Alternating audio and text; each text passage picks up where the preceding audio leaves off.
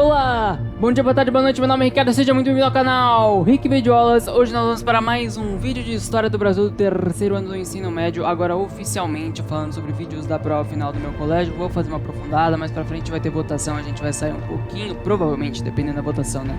Vai sair um pouquinho da ordem cronológica, mas depois retoma com tranquilidade. No último vídeo nós falamos sobre abolicionismo, leis paliativas e uma coisa que vai na nossa prova, que é Proclamação da República, que foi feita principalmente por Manuel Deodoro da Fonseca, Marechal Deodoro da Fonseca, o primeiro presidente do Brasil, vulgo tiozão do Zap que cai em fake news. Foi assim que ele acabou decidindo por proclamar a República. E hoje a gente vai falar sobre o início da República da Espada, falar por que também que chama a República da Espada. Peço para você, por favor, se inscreva aqui no canal, botãozinho vermelho inscrever-se, clicou, ficou branco, inscrito, quer dizer que você está inscrito. Também segue a gente lá no Instagram para participar de votação. Vai ter votação hoje ou amanhã para decidir os temas dos próximos vídeos, os próximos 3 vídeos que vão ter antes da prova final. Pretendo fazer slide de todos os temas, vídeo apenas do que der, né, que vai ser mais 2 ou 3 vídeos.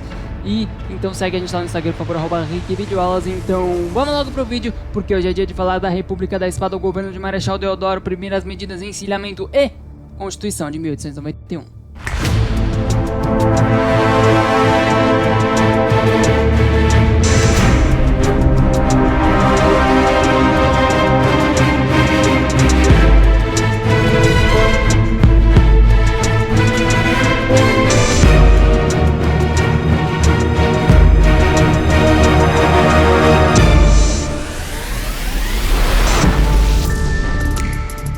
Bom, vamos lá. A República da Espada foi o primeiro período da Primeira República, né, que era chamada de República Velha. Hoje em dia se fala mais Primeira República. A República da Espada durou de 1889 até 1894. Se eu não me engano, ela só abrangeu, existisse, os governos do Marechal Deodoro e do Floriano Peixoto. Mas aqui a gente está para falar do Marechal Deodoro da Fonseca, porque o exército e a espada. Porque lembremos o que a gente falou no vídeo lá atrás sobre o republicanismo no Brasil. Havia 3 frentes básicas, né? O positivismo, que vinha do Auguste Comte da França, que queria o quê? Militarismo. Quem participou ativamente também do golpe de 1889 para que houvesse a proclamação da República foi o Benjamin Constant, que era positivista, era um militar positivista. E havia também as elites econômicas que eram federalistas, que tinham uma inspiração nos Estados Unidos da América, e lembrem-se os jacobinos, que eram os mais radicais à época, e por isso o exército e elites econômicas positivistas e federalistas fizeram uma aliança momentânea para poder então reprimir os jacobinos que queriam uma república popular, que era uma coisa muito radical à época. Marechal Deodoro disse então para dizer ao povo que a república estava feita. Bom, Marechal Deodoro assumiu, beleza? Quais foram as primeiras medidas dele? 1889 a 1891, 3 aninhos aí, né? De Marechal Deodoro no poder, o primeiro presidente da República no Brasil. Primeiramente, ele suspendeu a Constituição de 1824, que, se eu não me engano, tinha sido outorgada pelo Dom Pedro I ainda, né? Aí ele expulsou a família imperial. O Dom Pedro II vai morrer lá na França depois. Então, a família imperial é expulsa do Brasil poucos dias depois da proclamação da República. E aí, então, a formação das almas republicanas. O que eram as almas republicanas? Simbolismo da República. Então, feriados e ruas passaram a ser criados para criar uma identidade brasileira, uma coisa nacionalista, as almas republicanas. Então, quando você vê Tiradentes retratado praticamente que nem Jesus Cristo, começou naquela época. A ideia de... porque era uma coisa que mexia com a cabeça das pessoas, a religiosidade da época, né? E o herói, e um sentimento de formação das almas republicanas. E era uma maneira de fazer as pessoas aderirem, entre aspas, ao movimento republicano. Houve também uma grande naturalização, que foi o quê?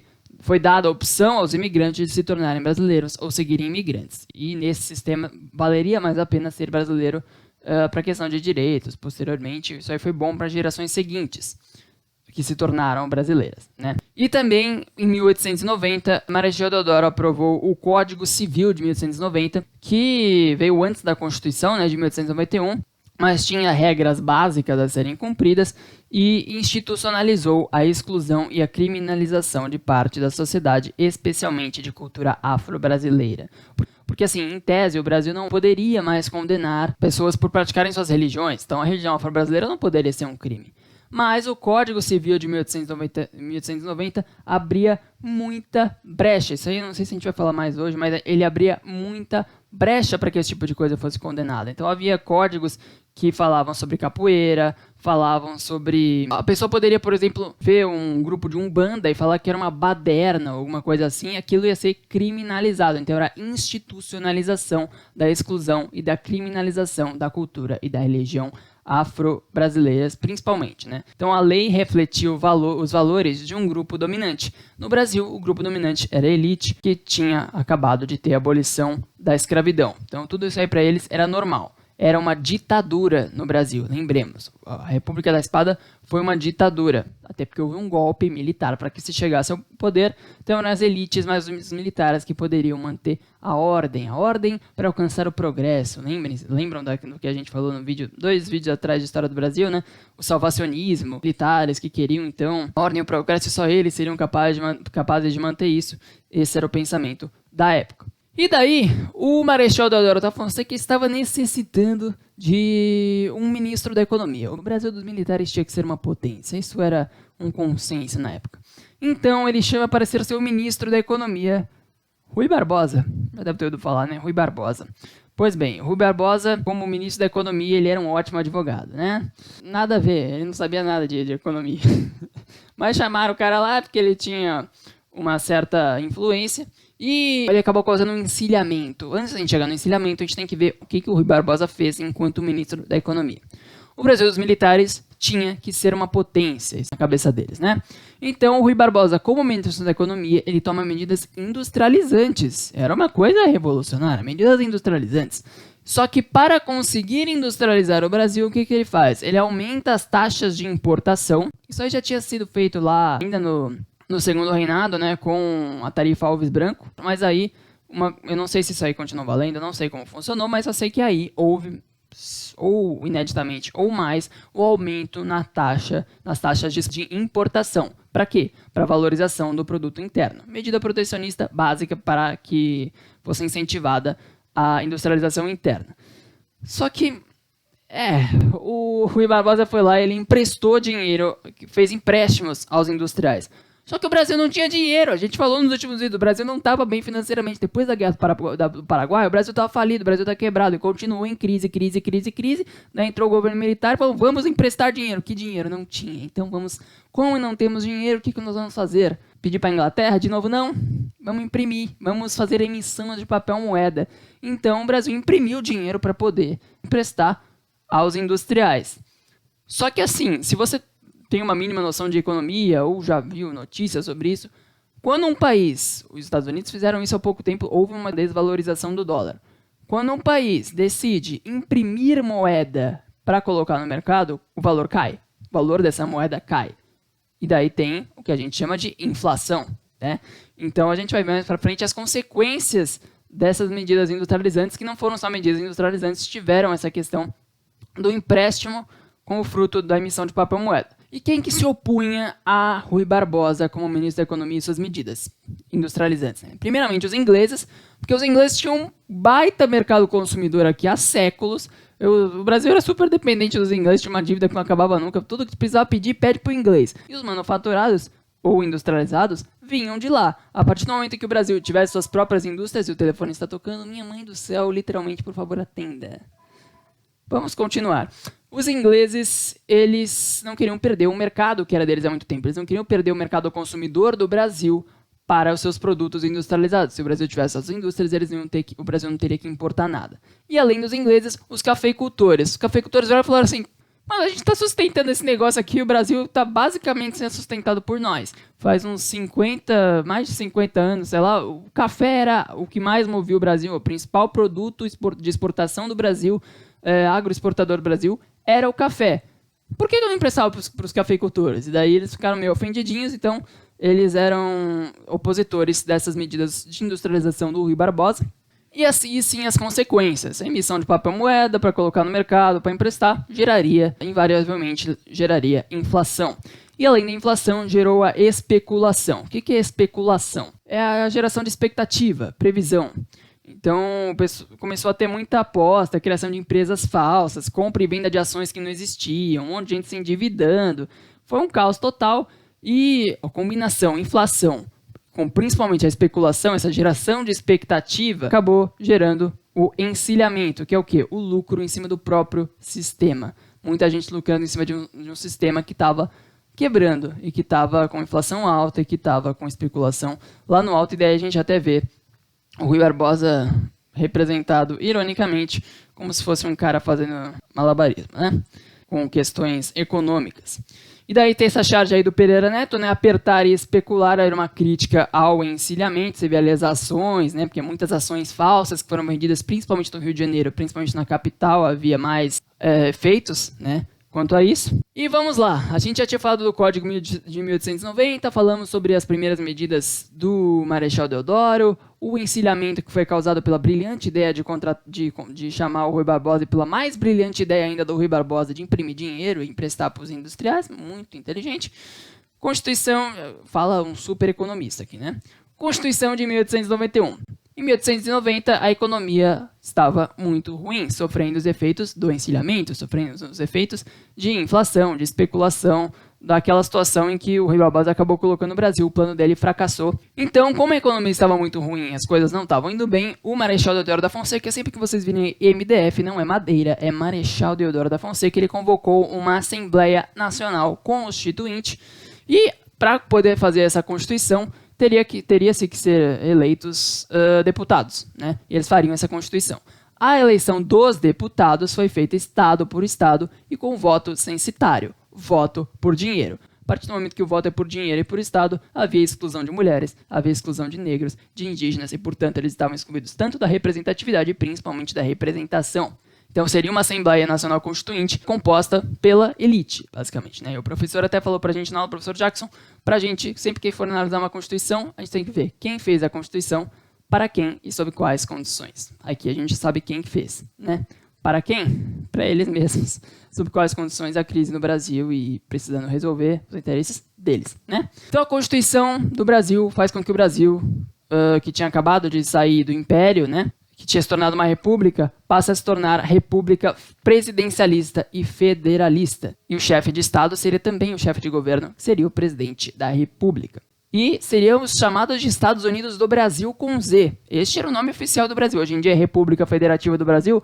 À época era Estados Unidos do Brasil. Inspiração em quem? Será? Na Bósnia? Não, Estados Unidos, né? E a Constituição de 1891 ela também tinha valores iluministas. A tripartição dos poderes, portanto, executivo, legislativo e judiciário, e acabava poder moderador, né? Já tinha acabado porque não tinha mais imperador, mas a Constituição anterior tinha poder moderador. O Estado laico, que a gente já falou que o Estado laico seria mais na teoria, né? Porque na prática ainda havia interferência e perseguição sob falsas acusações. Primeiramente pelas brechas que o Código Penal de 1890 dava para que isso fosse feito, né? E também pela questão de que a igreja ainda era responsável por muita coisa. Então, para você poder registrar nascimentos, você tinha que pagar e pagar a igreja. Para poder enterrar, pagar e pagar a igreja. E casamento também, e por aí vai. E a Constituição de 1891, olha que coisa maravilhosa, olha que coisa mais linda, mas cheia de graça. Ela estabelecia o voto direto, aberto, portanto altamente sujeito à manipulação. Hoje em dia a gente tem o voto secreto aqui no Brasil, né? Apenas para alfabetizados, homens de 21 anos ou mais. Neste contexto, estariam excluídos de poder votar, né? Mulheres, analfabetos, mendigos, praças de pré. O que é praças de pré, Ricardo? É os policiais não, né? Os militares de baixa patente. Frades e monges. Porque por que eu tô falando policiais?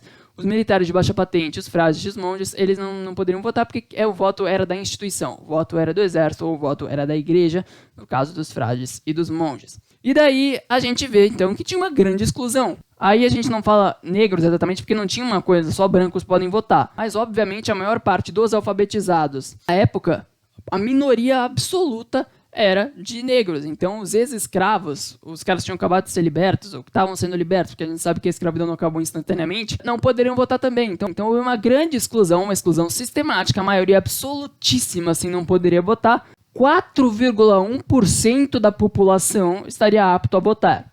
é menos do que se podia votar no Império. Obviamente, no Império você não podia votar para o Imperador, mas tinha eleição para deputado, coisa do tipo. Diminuiu a quantidade de gente. Então, tinha um super modelo, vamos nos inspirar nos Estados Unidos, vamos fazer um modelo federalista, um modelo liberal, mas com 95,9% não pode votar. Então, era uma república que, no fim das contas, não era nada pública, né? E ela vai sofrer críticas. Então, quais foram as reações à criação da Constituição?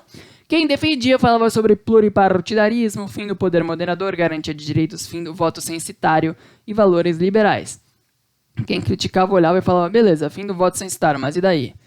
Menos gente vai poder votar ainda, né? Beleza, acabou o poder moderador, mas quem criticava falava o básico. Mudou o sistema, mudou o título de quem governa, mas no fim das contas nada mudou. A mesma elite continuou mandando. Fora isso, a institucionalização do poder das elites agrárias e as atribuições exclusivas da igreja que a gente já falou, né? Nascimento, casamento e morte. Então, começou a surgir, por exemplo, cemitérios clandestinos, porque para você poder enterrar, você tinha que ser cristão, você tinha que ser vinculado da igreja de alguma maneira. Para poder registrar seu filho, sua filha, você tinha que falar, você tinha que ser cristão, registrado na igreja, pagar para isso. E muita gente não tinha dinheiro, fora quem simplesmente não era cristão, né? E tudo isso levou a várias críticas a essa Constituição de 1891, que acabava sendo mais uma fachada, assim, para continuarem os mesmos no poder, né? E daí o governo constitucional aos poucos vai entrando em crise por causa do ensinamento, por causa da inflação, por causa das medidas do Rui Barbosa, por causa das medidas do próprio Marechal Deodoro, uma profunda crise econômica com consequências sociais graves, com greves e motins, as disputas entre o executivo, que era o exército, e o legislativo, que era majoritariamente formado pelos fazendeiros, as forças armadas fragmentadas, então os conservadores se viravam contra os jacobinos, que eram mais revolucionários, o exército se virando contra a marinha, e daí tem até uma foto aí do Marechal Deodoro da Fonseca tentando apagar o fogo em volta dele, que foi um fogo que ele mesmo causou, foi uma bomba que ele mesmo criou e que estava prestes a explodir, inevitavelmente explodiria ele sobre este barril, tentando evitar que o fogo o atingisse. Mas não dava, não só ele estava prestes a ser queimado, como o Rio de Janeiro estava em chamas, as pessoas protestando, a população pobre, muitas manifestações sociais. E o Marechal tentou dar um golpe lá, o Marechal Deodoro tentou dar um golpe e não deu certo. Ele não foi apoiado nem pelo exército, nem pelo vice dele, que era o Floriano Peixoto, então Deodoro da Fonseca se viu obrigado a renunciar, e assim ele foi substituído por Floriano Peixoto, que, assim como a gente já falou, Floriano Peixoto e o exército tinham sido contra a tentativa de golpe de Deodoro da Fonseca. E a partir do próximo vídeo a gente vai ver como foi, ou o próximo vídeo se vocês votarem, né? Mas em algum momento a gente vai acabar continuando essa ordem cronológica, falando o que aconteceu a partir do momento que Floriano Peixoto, um cara bem questionável também, assumiu o posto, né, de presidente da República no Brasil. Eu espero que você tenha gostado, espero que te ajude para a prova se você estiver estudando junto comigo. Se você estiver estudando para outra escola também, agradeço. Se você gostou, deixa o like. Se não gostou, pausa o like, mas fala nos comentários o que você não gostou, para eu poder melhorar para a próxima vez, tá bom? Segue a gente lá no Instagram, @RenqueBeijola, se inscreva aqui no canal. Muito obrigado por assistir, até a próxima. Valeu!